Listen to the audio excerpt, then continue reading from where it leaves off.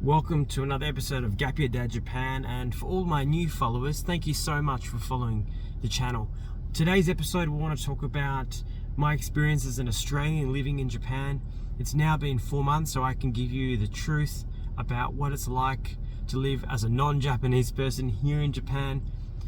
Despite increasing internationalization in Japan, Japan is still an incredibly Japanese society, and in Sendai, North Japan, where we live, more than 98% of the people that live here are Japanese. And so I really do stick out. Many times I'll be walking around shopping malls and different places outside, and I'll be the only non-Japanese person in that crowd. And especially my kids go to Japanese school here, Japanese kindergarten. And again, there's one other parent from America, but apart from that, themselves and myself are the only foreigners in the school, Gaikokujin. So it's certainly been very different to Australia, which is my home country, where it is much more of a melting pot and you see different nationalities and cultures all the time. In saying that, after 4 months, I can truly say that Japan has been an incredibly welcoming and accepting place, and I personally feel very comfortable living here in Japan.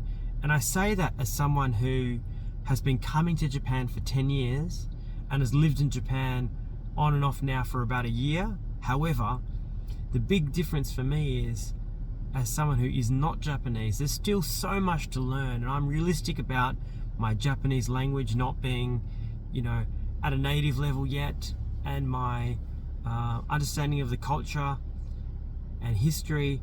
There's lots of room for improvement, and so I'm trying to learn every day, practice every day my Japanese. However, it does take time, and many people around me have been very patient with the sort of kantan Nihongo, or sort of easy Japanese for me, which has made a big difference. Especially the teachers at my children's school have been really kind and welcoming.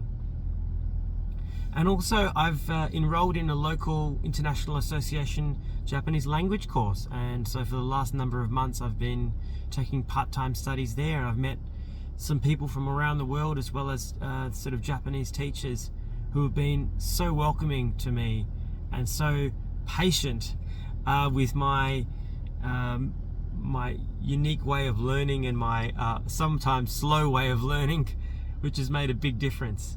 From my family's perspective, obviously my wife is Japanese, and so our kids are sort of half Japanese and half Australian.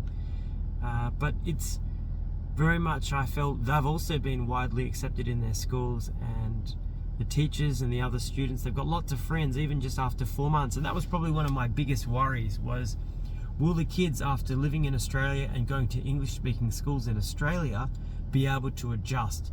And you know what? They are so resilient. We've got a 6-year-old, a 4-year-old, a 2-year-old, and a 8-month-old, and all 4 kids are just doing so well, being able to understand and speak bilingually now, which is just so impressive after just 4 months. And also being able to have friendship and good classmates that they can hang out with, both at school and outside on the weekends at parks and local water centers, etc. So it's made a big difference to our lives that everyone in Japan has been so friendly. There's a lot of negative media out there about, the recent changes to permanent residency and visas and the government clampdown on immigration. However, my lived experience in Japan in 2026 is very positive. And it is true that we don't know where the government in Japan is going to go for permanent residency and making it more difficult with business manager visas and others. However, I'm choosing to be optimistic about the future, and that Japan is slowly but surely opening to greater internationalization, and I hope that will continue over the coming years. We'll have to wait and see. If you want to follow my family's journey here in Japan, subscribe to Gap Year Dad Japan on YouTube, Facebook, Instagram, and until the next episode, mata tere. See you later.